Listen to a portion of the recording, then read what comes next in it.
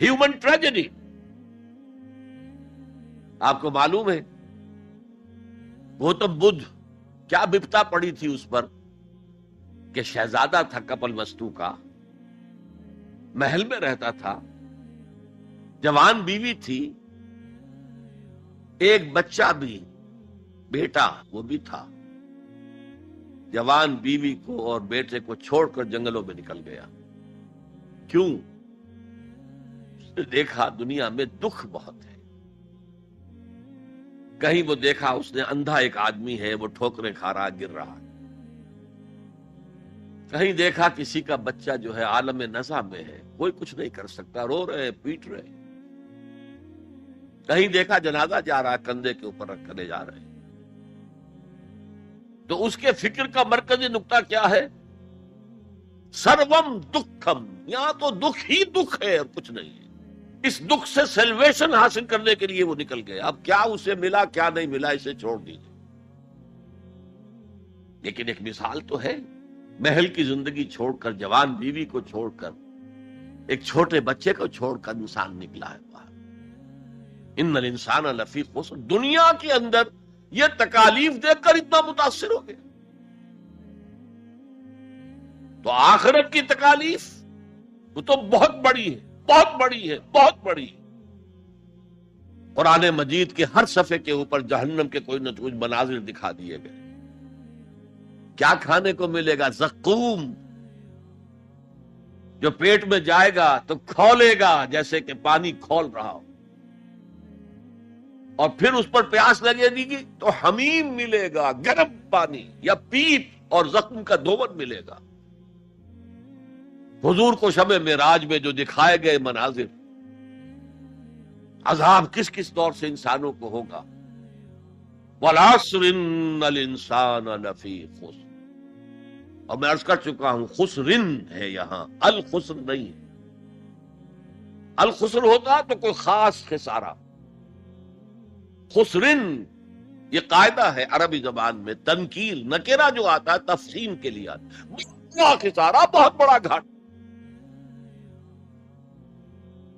اب جو اس سے استثناء کی 4 شرائط ہیں ان کو سمجھیے. سب سے پہلے ایمان. اب یہاں تو ایک لفظ آیا ایمان. اللہ پر ایمان، رسولوں پر ایمان، آخری رسول اور آخری نبی پر ایمان، کتابوں پر ایمان اور آخری کتاب قرآن پر ایمان، بعث بعد الموت پر ایمان، حساب کتاب پر ایمان، جزا و سزا پر ایمان، جنت اور دوزخ پر ایمان. یہ ایمانیات ہیں. میں نے عرض کیا تھا یہ ایک عنوان ہے. کتنی لمبی لمبی بحثیں قرآن مجید میں ان میں سے ہر ایک چیز کے بارے میں آئی ہیں مکی صورتوں کے اندر. لیکن اس وقت جو بات میں آپ کو بتانا چاہتا ہوں، وقت کم ہے، اس ایمان کے 2 لیول سمجھ لیجئے، یا 2 قسمیں سمجھ لیجئے، یا 2 ایسپیکٹ سمجھ لیجئے. اور یہ مجھے امید ہے کہ بہت سے حضرات نے بچپن میں یاد کیا ہوگا. ایمان مجمل، آمنت باللہ کما ہوا باسمائہ وصفاتہ وقبلت جمیع احکامہ اقرار باللسان وتصدیق بالقلب. ایمان کے یہ 2 درجے ہیں. زبان سے اقرار، جو کہے، کسی مذہب کا ماننے والا ہو، ہندو ہو، سکھ ہو، پارسی ہو، عیسائی ہو، جو کہے اشہد ان لا الہ الا اللہ واشہد ان محمد رسول اللہ، ایسے ہے محسوس ہوتا ہے کہ ایک لائن کھچی ہوئی تھی، پہلے ادھر تھا فوراً ادھر آ گیا. یہ ہے اقرار باللسان. اس کی حیثیت قانونی ایمان کی ہے. ظاہر بات ہے مسلمان باپ کی وراثت مسلمان بیٹے کو جا سکتی ہے، بیٹا مسلمان نہیں ہے تو وراثت نہیں پہنچے گی. who is a Muslim and who is not a Muslim، یہ لیگل کوسچن. مسلمان ریاستوں کے اندر دستور میں ہوگا کہ یہاں ہیڈ آف دی اسٹیٹ مسلمان ہوگا، تو کتنا بڑا لیگل کوسچن ہے کہ کون ہے واقعی مسلمان کون نہیں ہے. تو بہت اہم ہے. لیکن اس کا سارا معاملہ اس دنیا تک ہے کہ ہم ایک دوسرے کو مسلمان سمجھیں. میں اپنی بیٹی نکاح میں دے سکتا ہوں کسی مسلمان، اصل ایمان کیا ہے؟ تصدیق بالقلب، جب دل میں اتر جائے، دل میں کھپ جائے، وہ ہے اصل ایمان۔ ہم دنیا میں اس کو زیر بحث لا نہیں سکتے، ہمارے پاس کوئی آلہ نہیں ہے دل میں اتار کر دیکھ لیں ایمان ہے کہ نہیں ہے، کوئی نہیں۔ الیکٹرو کارڈیوگرام کر لیجئے، یہ تو پتہ چل جائے گا کہ اس میٹنگ کے اندر کچھ جو ہے irregularity ہے۔ اینجیو پلاسٹی کر لیجئے، معلوم ہو جائے گا کہ اتنی وینز بلاکڈ ہے۔ بس دل میں ایمان ہے یا نہیں، اس کا کوئی ذریعہ ہمارے پاس نہیں۔ لہذا دنیا میں ہم ایمان پر بحث ہی نہیں کر سکتے۔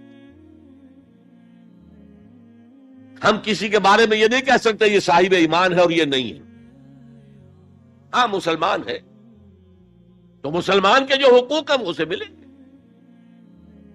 وہ فاسق بھی ہو تو مسلمان ہے، فاجر بھی ہو تو مسلمان ہے، متقی ہو تب بھی مسلمان ہے، نیک ہو عبادت گزار ہو تب بھی مسلمان ہے۔ اور لیگلی اور کانسٹیٹیوشنلی ان میں کوئی فرق نہیں ہے۔ المسلم کفو لکل مسلم، امام ابو حنیفہ رحمۃ اللہ علیہ کا قول بہت اہم ہے۔ اتنی اہمیت تو اس کی ہے کہ ذرا سی ایک خطا ہو گئی تھی حضرت اسامہ ابن زید سے۔ حضور کو بہت محبت تھی اسامہ سے، اپنے پوتے کی طرح سمجھتے تھے، اس لیے کہ زید کو تو اپنا بیٹا بنایا ہوا تھا، زید ابن حارثہ کو۔ وہ تو بعد میں جب آیت اتری کہ یہ کوئی منہ بولا بیٹا اسلام میں کوئی شے نہیں ہے، ورنہ پہلے انہیں کہتے تھے زید ابن محمد، اس کے بعد دوبارہ وہ زید ابن حارثہ رہ گئے۔ لیکن محبت کتنی تھی زید سے، اور اس اعتبار سے گویا کہ حضرت اسامہ ابن زید وہ تو حضور کے پوتوں کے مانے۔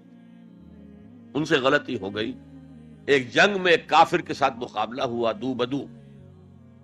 اس کافر نے جب سمجھا کہ میری تو بس ہو گئی، اب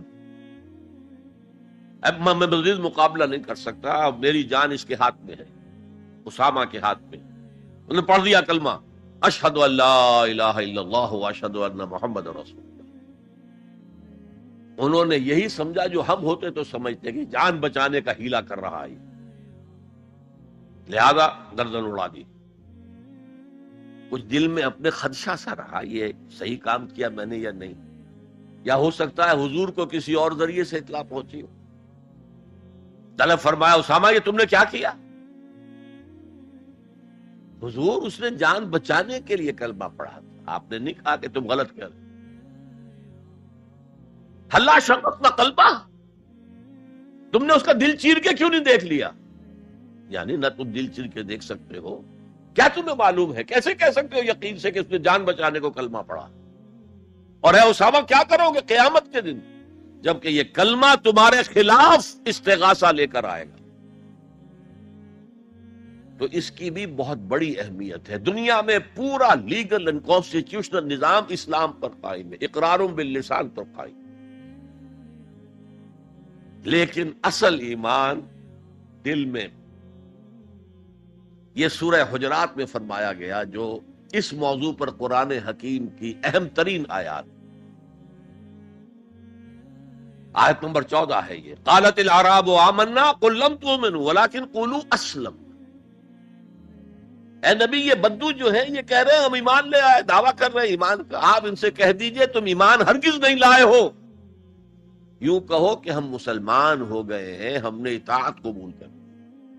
وَلَمَّا يَدْخُلِ الْإِيمَانُ فِي قُلُوبِكُمْ، ابھی تک ایمان تمہارے دلوں میں داخل نہیں ہوا۔ اللہ تو کہہ سکتا ہے نا۔ یہ کون سے بدو تھے اصل میں جان لیجئے، اذا جاء نصر اللہ والفتح ورأیت الناس يدخلون فی دین اللہ افواجا۔ جب حضور کو آخری فتح حاصل ہو گئی تو اب تمام قبیلوں نے باہم مشورہ کیا اپنی اپنی جگہ پر، it's no use resisting now, اب ہم مزید جو ہے محمد کا راستہ روک نہیں سکتے صلی اللہ علیہ وسلم، چلو چلے، اور چل کر اسلام لے آئے۔ اب اس وقت جو اسلام لائے لوگ، ان کی تین حالتیں ہو سکتی تھی۔ ایک تو یہ کہ واقعی ایمان دیانت کے ساتھ، شعور کے ساتھ، خلوص کے ساتھ ایمان لائے تو وہ مومن ہو گئے۔ اور ایسا بھی ہو سکتا ہے کچھ لوگوں نے سوچا کہ اب تو ہمارا بس جو ہے نہیں چل رہا ہے، ابھی تو دبک جاؤ ذرا، پھر موقع کا انتظار کر کے کھڑے ہوں گے دوبارہ اور پھر ہم ان کو ختم کر دیں گے، جیسے کہ ہوا حضور کے انتقال کے بعد کتنے بڑے بڑے فتنے اٹھے، جھوٹے نبی کھڑے ہو گئے، مانعین زکات کھڑے ہو گئے۔ تیسرا کہ نہ تو مثبت طور پر ان کے دلوں میں ایمان تھا، نہ منفی طور پر دھوکہ دینا مقصود تھا، بس ٹھیک ہے سب جا رہے ہیں ہم بھی ایمان لے آتے ہیں۔ نہ ایمان نہ نفاق، وہ پہلے جنہوں نے دھوکہ دینے کے لیے اور ٹائم گین کرنے کے لیے اور اس لیے کہ اب ہمارا بس نہیں چل رہا ہے پھر دیکھیں گے پھر کھڑے ہوں گے، جو انہوں نے یہ کیا وہ منافق۔ جو صدق کے دل سے ایمان لائے وہ مومن، درمیان میں وہ جو رہ گئے وہ مسلم تو ہے، منافق بھی نہیں ہے مومن بھی نہیں۔ اس بحث پر ایک عنوان قائم کیا ہے امام ابن تیمیہ نے، اثبات الاسلام بغیر الایمان، بغیر ایمان کے اسلام کا اثبات۔ اس لیے کہ جب قرآن یہ کہہ رہا ہے قالت الاعراب آمنا قل لم تؤمنوا ولكن قولوا اسلمنا ولما يدخل الايمان في قلوبكم، لیکن اگر تم اللہ اور اس کے رسول کی اطاعت کرتے رہے تو ہم تمہارے اعمال میں سے کچھ کمی نہیں کریں گے۔ اس کا مطلب کیا ہوا؟ منافق تو نہ ہوئے، اگر منافق ہوتے تو منافق کا تو کوئی عمل قبول نہیں، لہذا نہ مومن نہ منافق بلکہ مسلم، صرف مسلم، صرف مسلم۔ آج کے مسلمانوں کا آپ اگر جائزہ لیں، تجزیہ کریں، عظیم اکثریت 1,00,000 میں سے 99,999 اس کیٹیگری میں فال کریں گے۔ ایمان کہاں ہے؟ یقین کہاں ہے؟ ہر شخص اپنے گریبان میں جھانکے مرنے کے بعد جی اٹھنے کا یقین ہے؟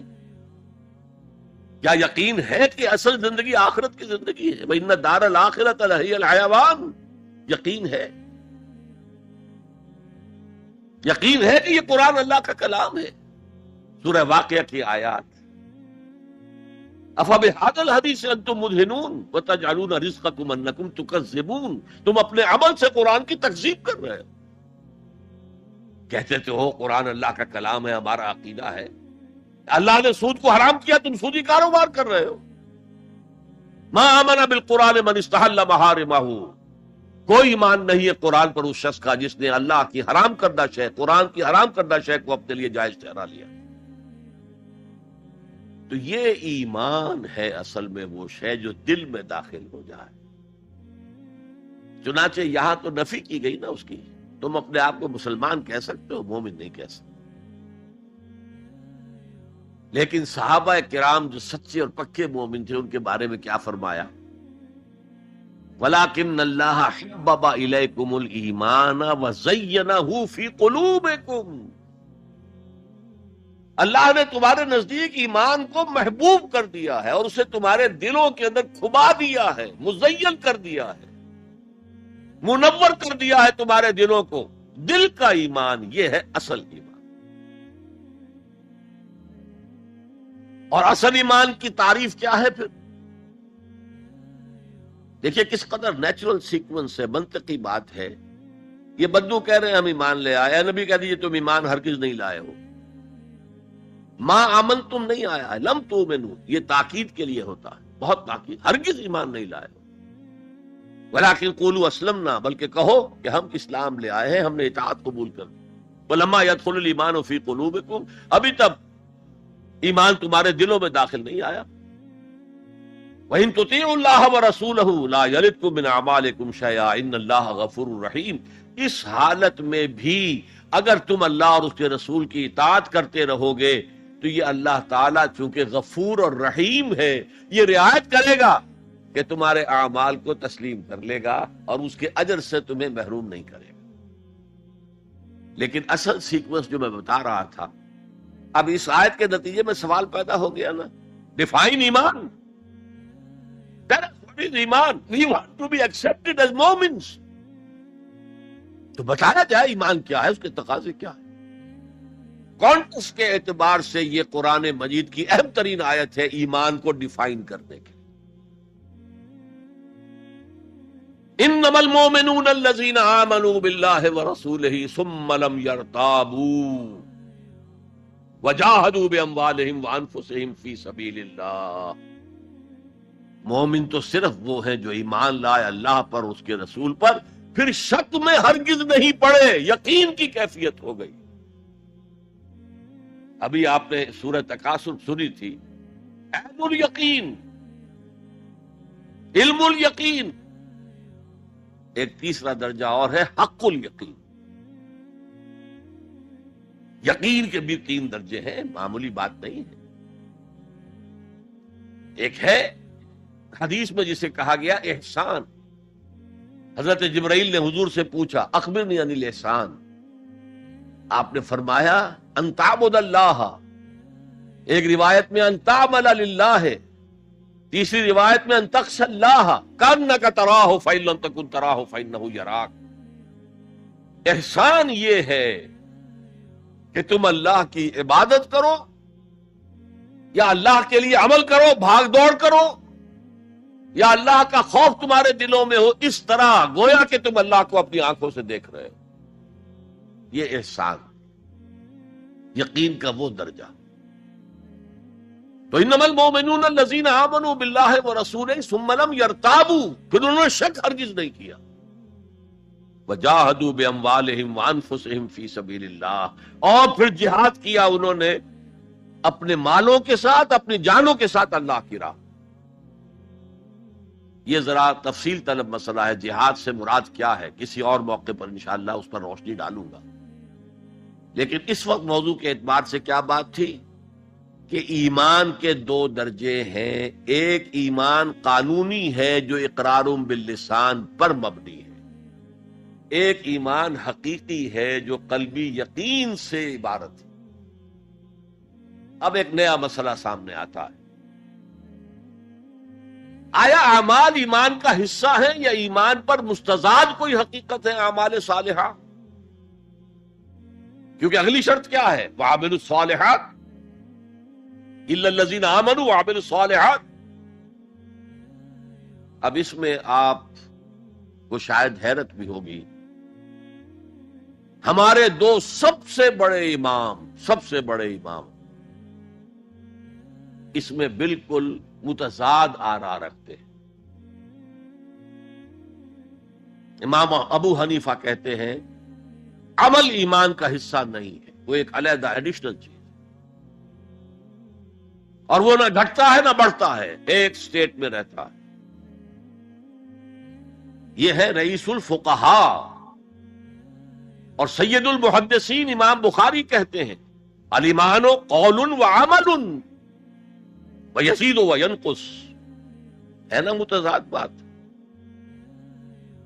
ایمان تو قول اور عمل کے مجموعے کا نام ہے۔ عمل صالح ایمان کے اندر انہیرنٹلی موجود ہے، اور یہ گھٹتا بھی ہے بڑھتا بھی ہے۔ اصل میں ان دونوں میں تطبیق کیا ہے یہ سمجھ لیجئے، کوئی بھی غلط نہیں کہہ رہا۔ امام ابو حنیفہ فقیہ ہیں، ان کا ذہن قانونی ہے۔ قانونی ایمان عمل سے علیحدہ ایک شے ہے۔ گناہ کبیرہ کا مرتکب بھی کافر نہیں ہوتا، عمل علیحدہ شے ہے۔ چوری کیا ہاتھ کاٹ دو لیکن وہ کافر نہیں ہو گیا۔ شادی شدہ نے زنا کیا ہے، اس کو سٹوننگ کر کے اس کو مار دو، لیکن اس کی نماز جنازہ پڑھنی ہوگی، ہے مسلمان، کافر نہیں۔ اس اعتبار سے وہ قانونی ایمان علیحدہ ہے، عمل علیحدہ، اور یہ قانونی ایمان نہ گھٹتا ہے نہ بڑھتا ہے۔ یہ تو ایک سٹیٹس ہے جو آپ کو کانسٹیٹیوشنلی لیگلی حاصل ہو گیا ہے، اس میں کوئی کمی بیشی نہیں ہوگی۔ سادہ ترین مثال یہ ہے، ایک باپ کے 2 بیٹے تھے یا ہیں، ایک بڑا متقی ہے، تہجد گزار ہے، نیک ہے، عابد ہے، زاہد ہے، ایک فاسق و فاجر ہے، لیکن ہے مسلمان. کیا وراثت میں اس متقی کو زیادہ حصہ ملے گا اور فاسق و فاجر کو کم ملے گا؟ نہیں. Legally they are equal. المسلم کف لکل مسلم، ہر مسلمان دوسرے تمام مسلمانوں کے برابر ہے. لیگل سٹیٹس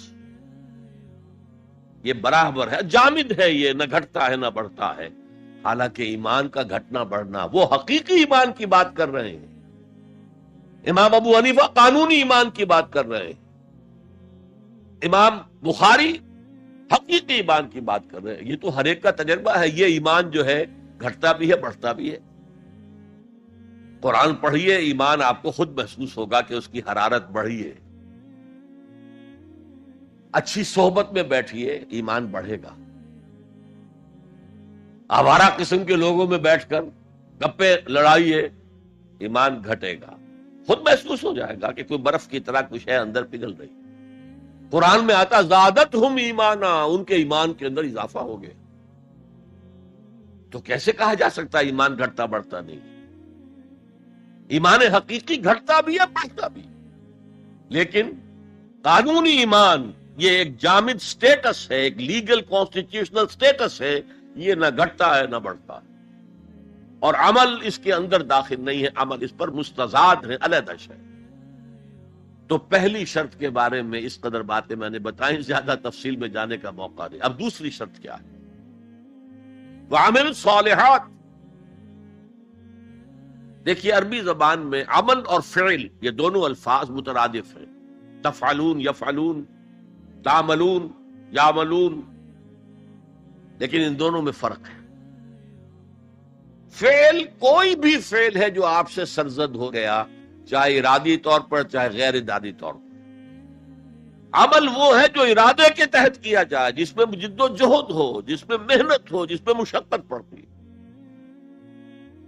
تو فعل اور عمل کے درمیان زمین و آسمان کا فرق ہے. عمل محنت چاہتا ہے، جد و جہد چاہتا ہے، سعی چاہتا ہے. اور صالح سے مراد کیا ہے؟ باصلاحیت، جس میں گرو کرنے کی صلاحیت ہو. صالح اس عمل صالح جس سے کہ انسانی شخصیت نشو و نما پائے، اس کی انٹرنل پرسنالٹی، اقبال کے اصطلاح میں اس کی خودی، اس کی انا، اس کی ایگو، اس کی روحانی شخصیت ترقی پائے، نشو و نما پائے، بلندی پر جائے، اس مقام کو حاصل کرنے کی کوشش کرے کہ جس مقام پر اللہ نے انسان کو پیدا کیا تھا. وَالتِّينِ وَالزَّيْتُونِ وَطُورِ سِينِينَ وَهَٰذَا الْبَلَدِ الْأَمِينِ لَقَدْ خَلَقْنَا الْإِنسَانَ فِي أَحْسَنِ تَقْوِيمٍ. بہترین سطح پر پیدا کیا، مسجود ملائک بنایا، اپنا خلیفہ قرار دیا. ثُمَّ رَدَدْنَاهُ أَسْفَلَ سَافِلِينَ، پھر نیچوں میں سب سے نیچے پھینک دیا. فرشتے ہم سے اونچے، جنات بھی ہم سے اونچے. جنات کہاں کہاں تک جاتے ہیں؟ میرا یہ خیال ہے کہ کم سے کم سولر سسٹم تک تو جنات کی رسائی ہے. آگے ہے یا نہیں میں نہیں کہہ سکتا. لیکن یہ انسان اب محنت کرے گا. نیچے اگر پھینک دیا گیا تھا الا الذین آمنوا وعملوا الصالحات، جو ایمان لائیں گے اور نیک عمل کریں گے وہ پھر ریگین کر لیں گے اپنے اس مقام کو جس مقام پر انہیں اصلاً پیدا کیا گیا. اور جو لوگ اس مقام کو حاصل نہیں کر سکتے ان کے بارے میں قرآن کہتا ہے اولئک کالانعام، سورہ اعراف میں، یہ چوپایوں کے مانند ہیں، حیوانات ہیں. بل ہم اضل، بلکہ ان سے بھی گئے گزرے. کیوں؟ حیوان کو جس سطح پر پیدا کیا گیا اس پر اپنی زندگی گزار رہا ہے. اس سے اوپر کی کوئی صلاحیت دی ہی نہیں گئی. انسان کو لقد خلقنا الانسان فی احسن تقویم، اگر انسان حیوان کی سطح پر گر جائے جیسے کہ آج گر چکا ہے تو وہ حیوانات سے بدتر. اولئک کالانعام بل ہم اضل لہم قلوب لا یفقہون بہا لہم اعین لا یبصرون بہا لہم آذان لا یسمعون بہا، ان کا دل ہے اس سے غور نہیں کرتے، آنکھیں ہیں ان سے دیکھتے نہیں ہیں، کان ہیں ان سے سنتے نہیں ہیں۔ کیا ابو جہل آنکھ سے نہیں دیکھتا تھا؟ کیا ابو جہل کان سے نہیں سنتا تھا؟ یہ وہ انر شخصیت ہے آپ کی، وہ روحانی شخصیت ہے آپ کی، جو دیکھتی ہے بغیر ان آنکھوں کے، جو سنتی ہے بغیر ان کانوں کے، جو غور و فکر کرتی ہے اس عقل سے نہیں بلکہ اس قلب سے۔ تو اللہ نے تو سب کچھ دیا تھا، ہر ایک میں وہ روح پھونکی ہوئی ہے، لیکن یہ لوگ اپنی اس روح سے بیگانہ ہو گئے ہیں، بھول گئے ہیں کہ ہمارے اندر کوئی ڈیوائن ایلیمنٹ بھی ہے۔ ڈیوائن سپارک، یہ لفظ جو ہے مغربی فلسفے میں استعمال ہوتا ہے، ڈیوائن سپارک، ایک شعلہ ملکوتی ہمارے اندر ہے، انہوں نے بھی دیکھا ہے۔ لیکن آج کا انسان خاص طور پر ڈارون کے نظریے کے پھیلاؤ کی وجہ سے، یہ نظریہ بایولوجی کے میدان کا نظریہ تھا اور بایولوجی کے میدان میں اسے تقریباً ریجیکٹ کیا جا چکا ہے، لیکن سوشل سائنسز میں اس طرح پرمیٹ کر چکا ہے، سوشالوجی میں، سائیکالوجی میں اس طرح پرمیٹ کر گیا ہے کہ آج کا انسان اپنے آپ کو سوائے حیوان کے کچھ نہیں سمجھتا۔ یہ ہیومن ٹریجڈی سب سے اونچی ہے، وہ شرف جو اللہ نے عطا کیا تھا، وہ مقام اور مرتبہ جو اللہ نے عطا کیا تھا، اس سے انسان خود مستعفی ہو گیا۔ نتیجہ کیا نکلا ہے کہ جیسے ہم کہتے ہیں کہ گھوڑا اور گدھا کیا فرق ہے؟ گھوڑا ذرا ریفائنڈ اینیمل ہے، تمکنت ہے اس میں، گدھا بیچارہ کورس اینیمل ہے، باقی فرق کیا ہے یہ بتائیں۔ اسی طرح انسان اور شمپینزی اور گوریلا میں کیا فرق ہے یہ بتائیں ہمیں۔ عمل صالح جو ہے وہ اس لیے ہے، اور یہ بھی نوٹ کر لیجئے، جب یہ سورت اتری تو عمل صالح سے کیا مراد تھا؟ شریعت تو ابھی نازل ہی نہیں ہوئی، عمل صالح ایک ہی تھا، ایک ان الذین قالوا ربنا اللہ ثم استقاموا، جنہوں نے کہا ہمارا رب اللہ ہے پھر جم گئے، چاہے مارا جا رہا ہے، چاہے دہکتے ہوئے انگاروں پر لٹایا جا رہا ہے۔ خباب بن الارت رضی اللہ تعالی عنہ لوہار تھے پیشے کے اعتبار سے، بلایا گیا، حضور پر ایمان لے آئے تھے، انگارے زمین پر بچھا دیے گئے، دہکتے ہوئے انگارے، کہا اتارو کرتا، اتار دیا، لیٹ جاؤ، لیٹ گئے انگاروں کے اوپر، اس لیے کہ حضور کا حکم یہ تھا چاہے تمہارے ٹکڑے کر دیں، چاہے تمہیں بھون دیں، تم نے کوئی جوابی کارروائی نہیں کرنی۔ کفو ایدیکم، اپنے ہاتھ بندے رکھو۔ قرآن میں تو یہ کہیں جا کر سورہ نساء میں حکم آیا ہے، ایک زمانہ تھا جب کہ تمہیں حکم تھا کہ اپنے ہاتھ روکے رکھو، مکے میں یہ حکم حضور نے دیا تھا، لہذا لیٹ گئے، پیٹھ کی کھال جلی، چربی پگھلی، اس سے وہ انگارے ٹھنڈے ہوئے۔ ان الذین قالوا ربنا اللہ ثم استقاموا، پھر جم گئے۔ یا صرف ایک عبادت دی گئی تھی، راتوں کو کھڑے رہا کرو، یا ایھا المزمل قم اللیل الا قلیلا نصفہ او انقص منہ قلیلا او زد علیہ ورتل القرآن ترتیلا۔ اے کمبل میں لپٹ کر لیٹنے والے صلی اللہ علیہ وسلم، کھڑے رہا کرو رات کو سوائے تھوڑے سے حصے کے، نصفہ، آدھی رات، اب انقص منہ قلیلا، یا اس میں سے کچھ کم کر لو تو ایک تہائی رات، اور زد علیہ ہے، یا آدھی رات پر اور اضافہ کرو تو دو تہائی رات، اور قرآن پڑھتے رہو پڑھتے رہو پڑھتے رہو پڑھتے رہو۔ حالانکہ قرآن کتنا نازل ہوا تھا ابھی؟ کیا یہ 30 پارے موجود تھے؟ جو چند آیتیں اتری ہیں، repeat and repeat and repeat and repeat, hammer them down into your heart and brain۔ یہ عبادت تھی، باقی نہ ابھی 5 وقتہ نماز ہے، نہ روزہ ہے، کوئی شے نہیں، نہ سود حرام ہے، نہ شراب حرام ہے۔ تو عمل الصالحات اب ہمارے سامنے جب آئیں گے تو اس کے دو حصے ہیں. ایک بیسک ہیومن موریلٹی، وہ چیزیں جو تمام ادیان، تمام مذاہب، تمام فلسفوں کے اندر مشترک ہیں. جھوٹ بولنا برا ہے، سچ بولنا اچھا ہے. وعدہ پورا کرنا اچھا ہے، وعدہ خلافی کرنا برا ہے. کسی کی ضرورت پوری کر دینا اچھا ہے اور کسی کو جھڑک دینا برا ہے. والدین کی خدمت کرنا اچھا ہے اور اس سے اعراض کرنا برا ہے. کون نہیں جانتا؟ یہ تو ہے بیسک موریلٹی جو مکی صورتوں میں شروع میں آئی ہے، بہت بہت تکرار کے ساتھ. ارأیت الذی یکذب بالدین فذلک الذی یدعو الیتیم ولا یحض علی طعام المسکین. کیا تم نے دیکھا اس شخص کو جو جزا و سزا کا منکر ہے، آخرت کا منکر ہے؟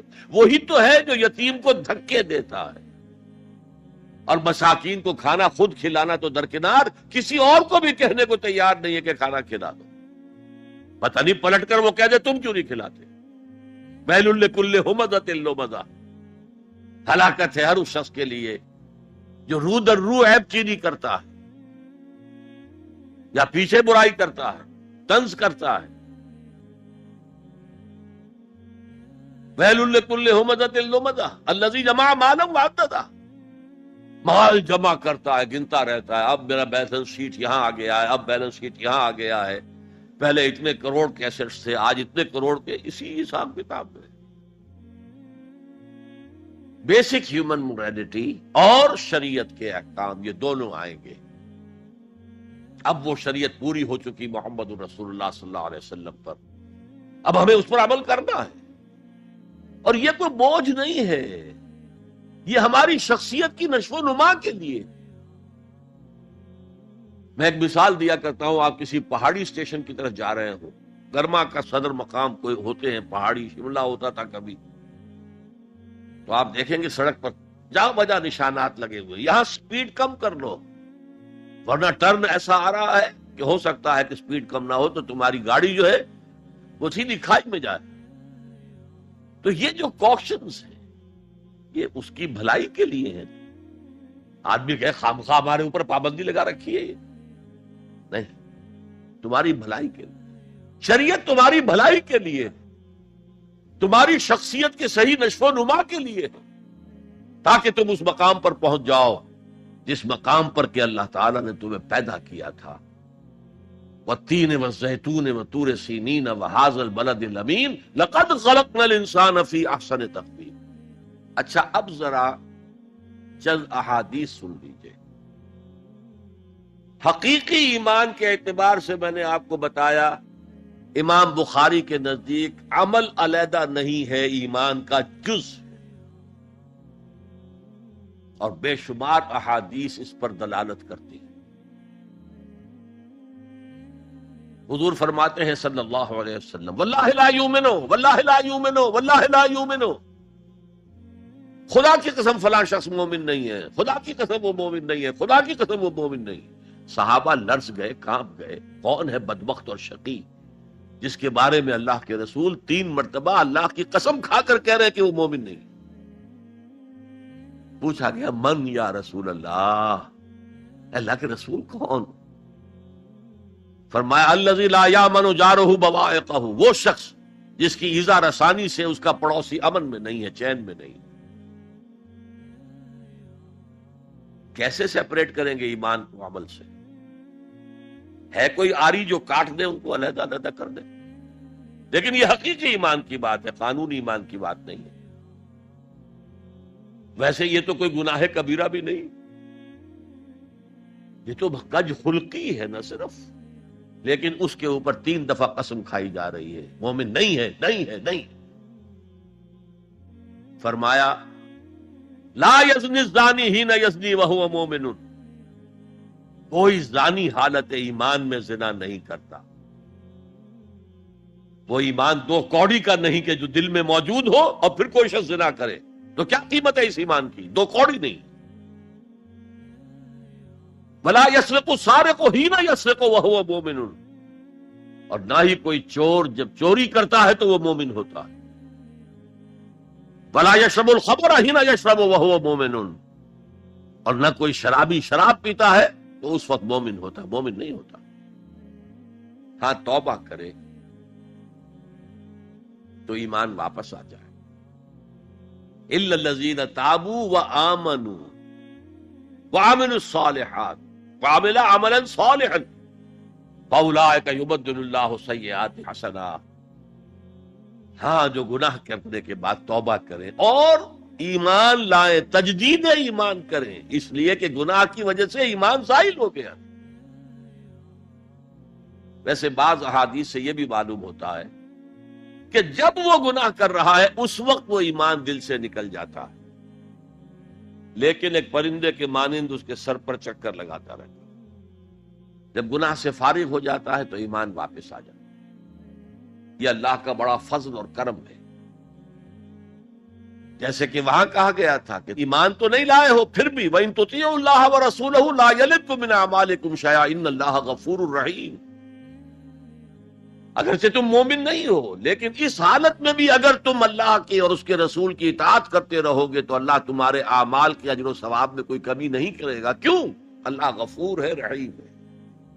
یہ اس کی شان غفاری، شان رحیمی کا صدقہ ہے۔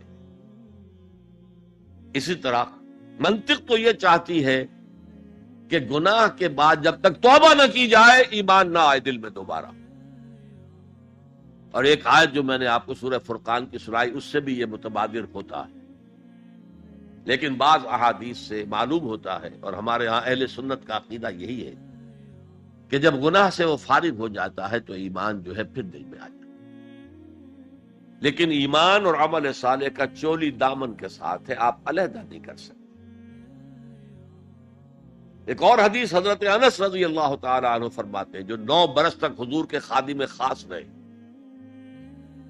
جو فرماتے ہیں قلما خطبنا رسول اللہ صلی اللہ علیہ وسلم الا قال لا ایمان لمن لا امانۃ له ولا دین لمن لا عہد له۔ شاذ ہی کبھی ایسا ہوا ہوگا کہ حضور نے ہمیں کوئی خطبہ ارشاد فرمایا اور اس میں یہ الفاظ نہیں کہے، گویا کہ ہمیشہ اپنے خطبے میں یہ حدیث بیان کرتے تھے آپ، جس شخص میں امانت داری کا وصف نہیں ہے اس کا کوئی ایمان نہیں۔ کیٹیگوریکل سٹیٹمنٹ ہے، کوئی ایمان نہیں۔ اور جس شخص میں ایفائے عہد کا مادہ نہیں اس کا کوئی دین نہیں۔ دین تو نام ہے، آپ عہد کرتے ہیں اللہ سے، ایاک نعبد و ایاک نستعین، اے اللہ ہم تیری ہی بندگی کرتے ہیں اور کرتے رہیں گے، اور اے اللہ ہم تجھ ہی سے مدد مانگتے ہیں اور مانگتے رہیں گے۔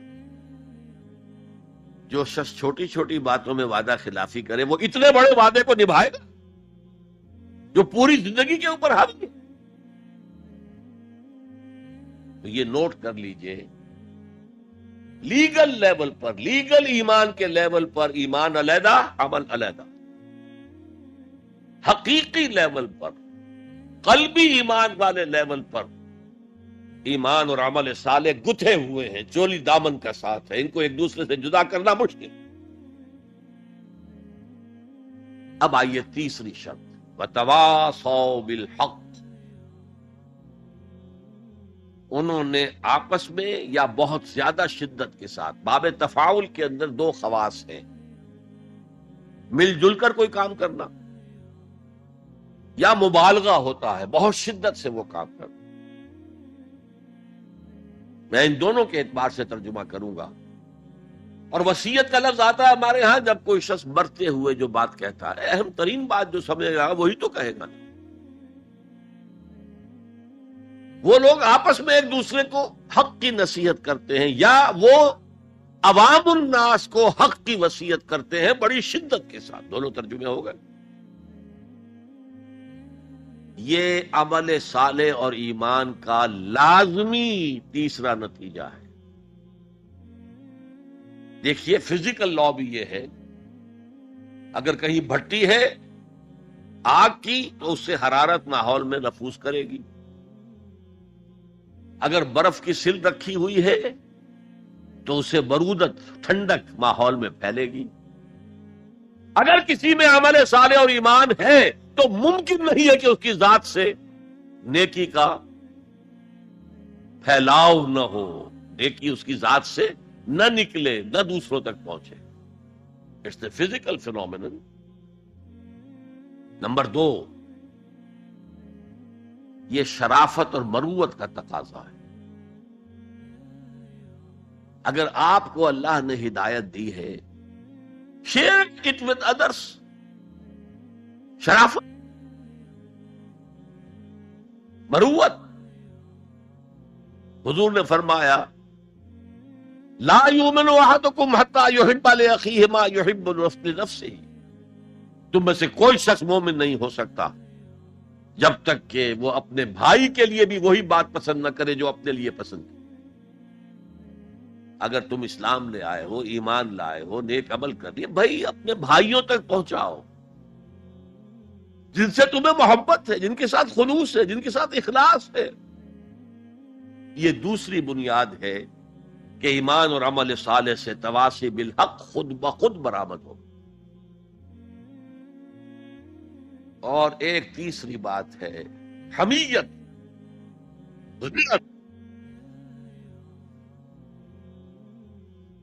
میں یہاں آپ کو ایک حدیث سنا رہا ہوں. ایک طویل عرصے تک اپنے زمانہ طالب علمی میں یہ حدیث خطبہ جمعہ میں سنتا رہا. مولانا تھانوی رحمت اللہ علیہ نے جو خطبات جمعہ مرتب کی ان میں یہ حدیث ہے. حضور ارشاد فرماتے ہیں اوحى اللہ عز وجل الى جبرائیل علیہ الصلوۃ والسلام ان اقلب مدینۃ کذا وکذا باہلھا. اللہ تعالیٰ نے وحی کے ذریعے سے حکم دیا حضرت جبرائیل کو کہ فلاں فلاں بستیوں کو الٹ دو، تلپٹ کر دو. جیسے سدوم اور عامورہ کی بستیوں پر عذاب آیا تھا، ویسا عذاب ان بستیوں کے اوپر لے آؤ. قال فقال،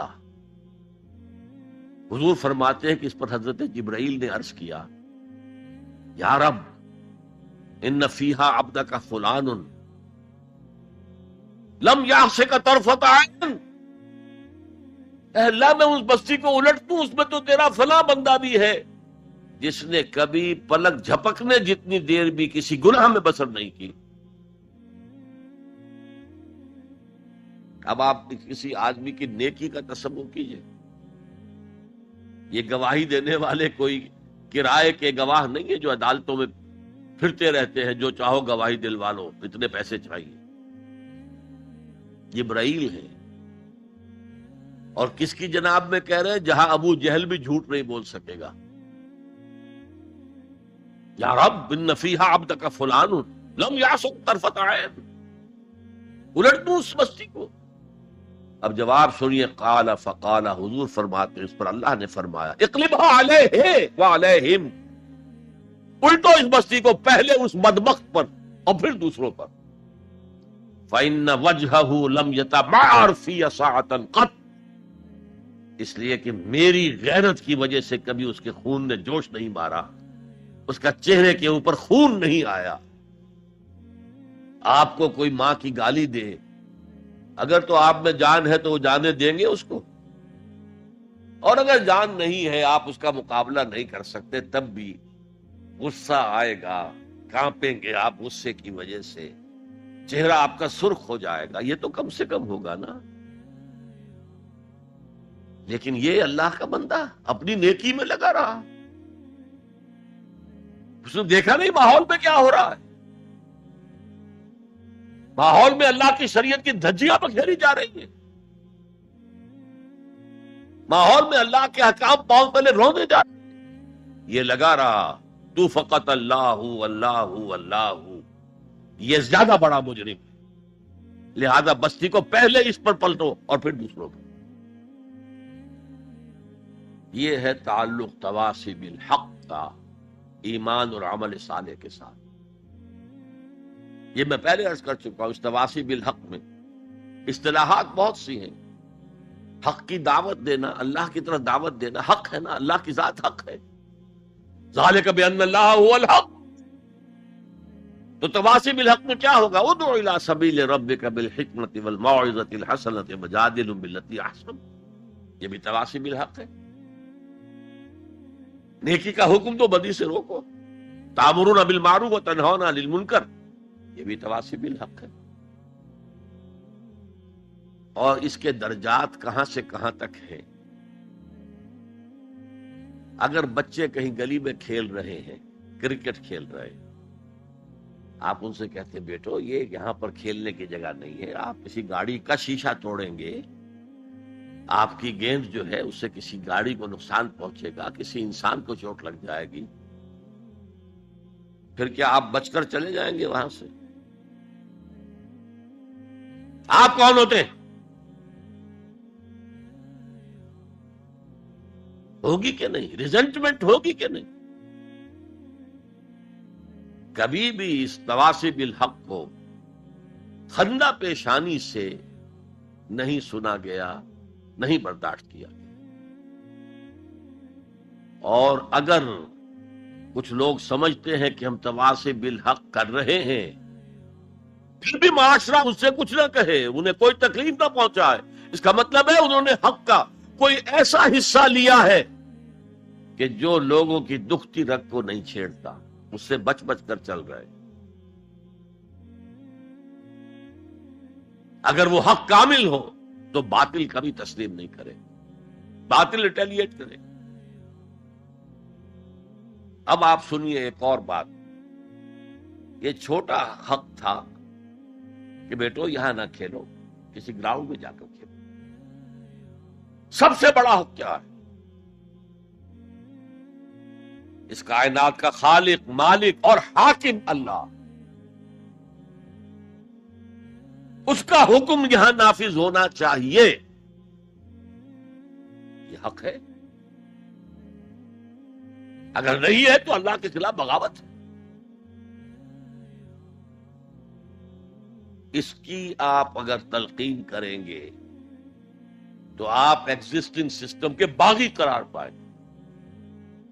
پوری دنیا میں secularism, sovereignty of the people, تم کیا کہہ رہے ہو؟ تمہاری یہ ڈفلی کیا بجا رہی ہے؟ خدا کی ساورنٹی، یہ سب سے بڑا حق ہے. اس حق پر جو بھی ریزنٹمنٹ ہوئی تھی مکے میں، جیسے جیسے ستائے گئے تھے حضور اور آپ کے صحابہ، وہ آپ کے علم ہے.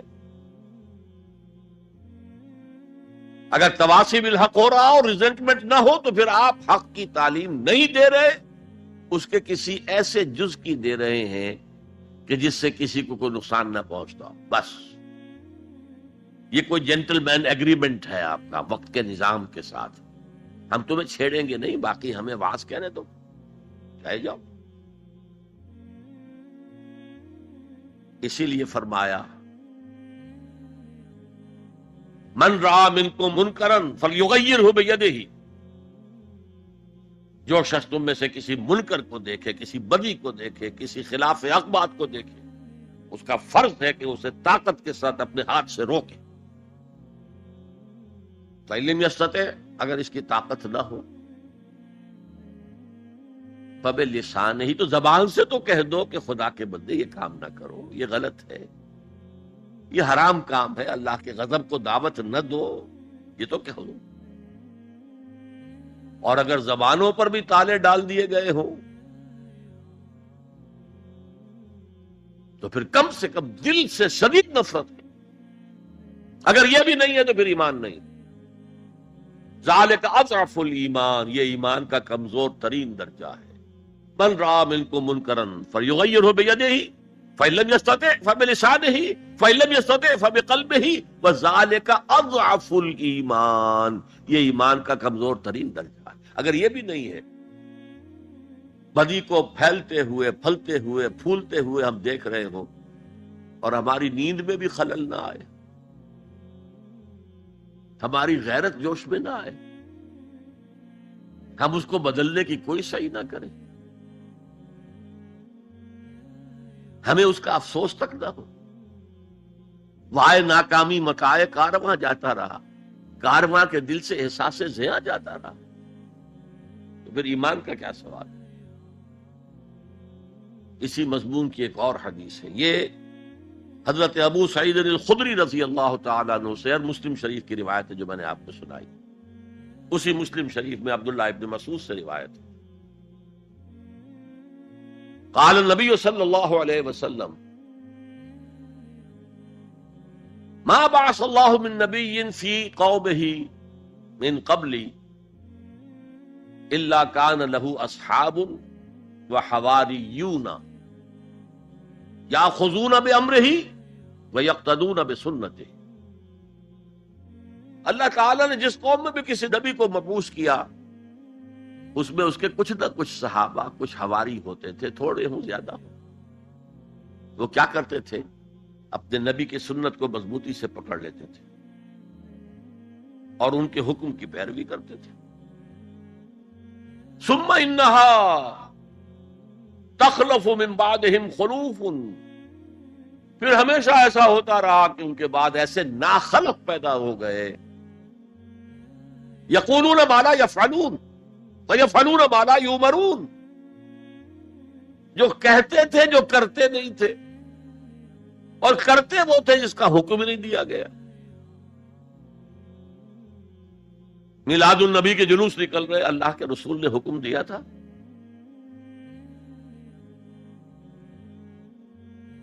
کرتے وہ ہیں جس کا حکم نہیں دیا گیا۔ یفعلون ما لا یؤمرون ویقولون ما لا یفعلون، اور کہتے وہ ہیں جو کرتے نہیں ہیں۔ اب سنیے، فمن جاہدہم بیدہ فہو مومن، جو ایسے لوگوں کے خلاف، مسلمان ہوں گے نا وہ، ثم انہا تخلف من بعدہم خلوف، یہ غیر مسلموں کی بات نہیں ہو رہی ہے، مسلمانوں کی، مسلمان حکمران آئے تھے۔ فمن جاہدہم بیدہ فہو مومن، جو کوئی ان کے خلاف جہاد کرے گا ہاتھ سے، طاقت سے، وہ مومن ہوگا۔ ومن جاہدہم بلسانہ فہو مومن، اور جو ان سے جہاد کرے گا زبان سے، وہ مومن ہوگا۔ ومن جاہدہم بقلبہ فہو مومن، جو دل سے جہاد کرے گا، یعنی دل سے شدید نفرت رکھے گا، فہو مومن، وہ بھی مومن ہوگا۔ ولیس وراء ذلک من الایمان حبۃ خردل، اس کے بعد تو ایمان رائی کے دانے کے برابر بھی نہیں۔ یہ ہے تواصی بالحق، حق کی وصیت کرنا۔ اچھا، اس میں جو دوسرا پہلو میں نے گنوایا تھا، ایک ہے اس کا عام مفہوم، لوگوں کو پوری شدت کے ساتھ حق کی طرف دعوت دینا، حق کی وصیت کرنا، امر بالمعروف کرنا، نہی عن المنکر کرنا، دین کی طرف بلانا۔ ایک یہ آپس میں حق کی وصیت کرنا۔ یہاں سے تصور ابھرتا ہے کہ جو لوگ ایمان اور عمل صالح کی وادیوں میں سے گزر رہے ہوں، انہیں ایک جماعتی شکل میں ہونا چاہیے، اور اس جماعت کی روح ہونی چاہیے تواصی بالحق۔ آپ کا ایک بھائی غلطی کر رہا ہے، روکیے اس کو۔ آپ کا ایک ساتھی اس کی کچھ ہمت جواب دے رہی ہے، اس کو حوصلہ دیجیے، اس کو بڑھائیے۔ یہ تواصی بالحق نہیں ہوگا تو جماعتی زندگی جو ہے وہ کمزور ہوتی چلی جائے۔ اس کو مولانا فراہی رحمت اللہ علیہ نے لکھا ہے کہ اس تواصی سے پہلے تو ایک جماعتی زندگی لازم آتی ہے، اور پھر نظام خلافت کا قیام لازم آتا ہے۔ اس لیے کہ ایک کام ہے یہ تواصی بالحق کا جو ہم اپنے معاشرے میں کریں، ایک ہے اس کا کام جو پوری عالمی سطح پر ہو۔ یہ عالمی سطح پر کون کرے گا؟ جب خلافت کا نظام قائم ہوگا تب وہ عالمی سطح پر ہو۔ تو وجوب قیام خلافت، یہ مولانا فراہی نے اپنی تفسیر سورۃ العصر کے اندر بیان کیا۔ یہ تواصی کے لفظ، اور یہ جماعتی زندگی نوٹ کر لیجئے۔ حضور نے فرمایا ید اللہ علی الجماعہ، اللہ کا ہاتھ جماعت کے اوپر ہوتا، یعنی اللہ کی تائید، اللہ کی نصرت جماعت کے ساتھ منحصر۔ حضرت عمر فرماتے لا اسلام الا بالجماعہ ولا جماعہ الا بالامارہ ولا امارہ الا بالاطاعہ، جماعت کے بغیر کوئی اسلام نہیں، اور امارت کے بغیر کوئی جماعت نہیں، اور اطاعت کے بغیر کسی امیر کا کوئی فائدہ ہی نہیں، اس کا حکم مان۔ تو تواصی بالحق کے ضمن میں ایک اجتماعی زندگی ناگزیر ہے، اسے ایک بڑے پیمانے پر کرنے کے لیے، اور سب سے بڑا پیمانہ کیا ہوگا؟ خلافت راشدہ کا نظام کہیں قائم ہو، تاکہ وہ پوری دنیا میں تواصی بالحق اس کا فریضہ سر انجام دے۔ اس لیے کہ حضور کی بعثت جو ہے وہ صرف اہل عرب کی طرف نہیں تھی، وما ارسلناک الا کافۃ للناس بشیرا ونذیرا، اے محمد ہم نے نہیں بھیجا ہے آپ کو مگر تمام انسانوں کے لیے بشیر اور نذیر بنا کر۔ اب آئیے تواصی بالصبر،